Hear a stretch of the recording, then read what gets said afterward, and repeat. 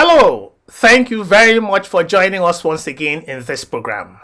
I am very delighted to welcome you to the Module 9 of this impactful program. This is the critical pillars of sales excellence, where I equip you with the right competencies to prospect, to sell, to win customers, and thrive in the marketplace. My name is Ferdinand M. Ibizim.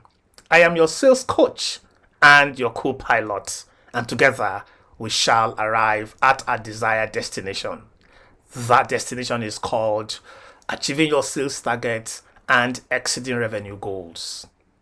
So you've invested a lot of effort and energy to identify and understand your market, to develop the right sales personality, to empower yourself, as well as create an effective sales plan. You have also invested time, energy, and resources to network and generate prospects. You've also engaged the prospects to understand their needs. You have also done very well in making effective sales presentations and handling objections. I'm sure you don't want all your efforts and work to be in vain. So what is now left for you is to seal the deal, to win the mandate, to get the order, to collect the check, to close the sale. I'm sure you know that salespeople don't get paid for just developing the right sales personality, understanding their market, creating an effective sales plan, prospecting, understanding the needs of the prospect, or even handling objections. No. Salespeople get paid for securing the orders. They are paid for closing the sales, for collecting the check. Indeed, your sales efforts will be of no value if you don't close the sale. And that's why it's very important that you learn all the techniques that you need to become effective in closing sales. So it's therefore very critical that I offer you a variety of strategies that you need both to improve your chances of closing and to close in fewer attempts. In this module, therefore, we shall be erecting the very important pillar of sales closing: how to close the sales. Closing a sale is indeed a critical part of the sales process.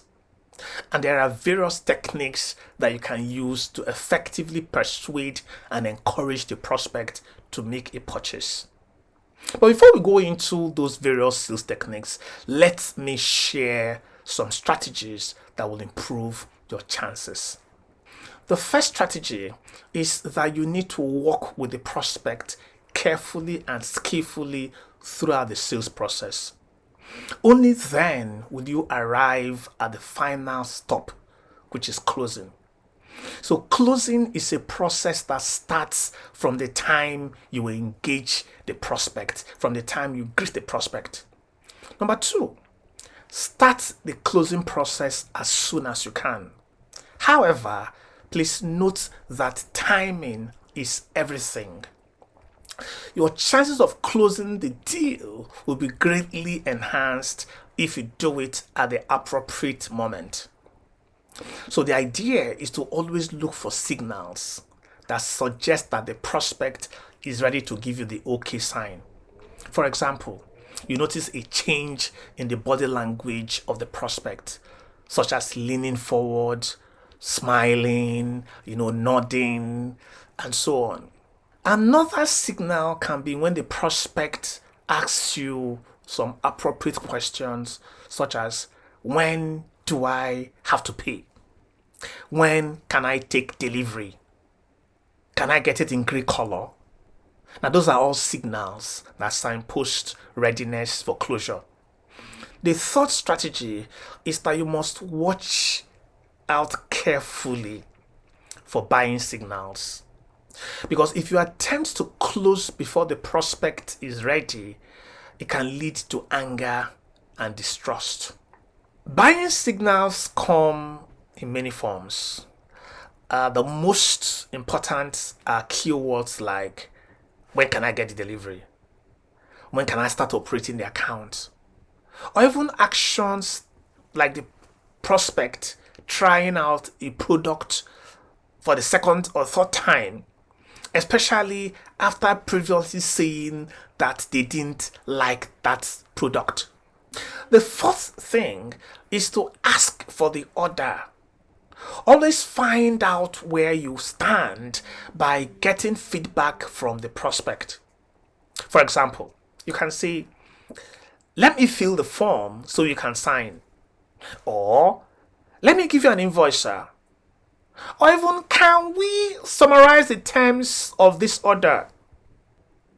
The fifth strategy is that you have to assert yourself. You're a value carrier. Assert yourself. If the prospect is having difficulty making a decision, you can help them by telling them what you intend to do. For example, you can say, I am going to install the system next week. Is that okay by you? The sixth strategy is focus on benefits, not just features. Ensure that the benefits have been clearly articulated and they are linked to those needs described by the prospect when you were engaging the prospect.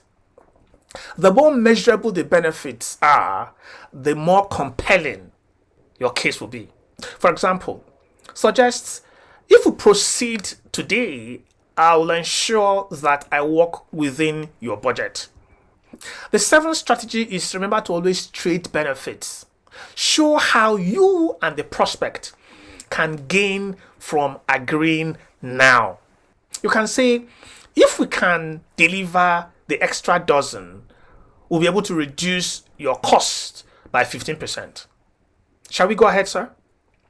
The eighth strategy is always give options that would all lead to a close. For instance, you can say, which one do you want? The red or the green one, madam? Then the ninth strategy to enhance your closure is make concessions. Give something to get something. For example, if I can fast track the delivery, will you be able to give me the check now? Then the 10th strategy is close with confidence. Refer to the key information that the prospect has provided you and summarize the benefits to the prospect.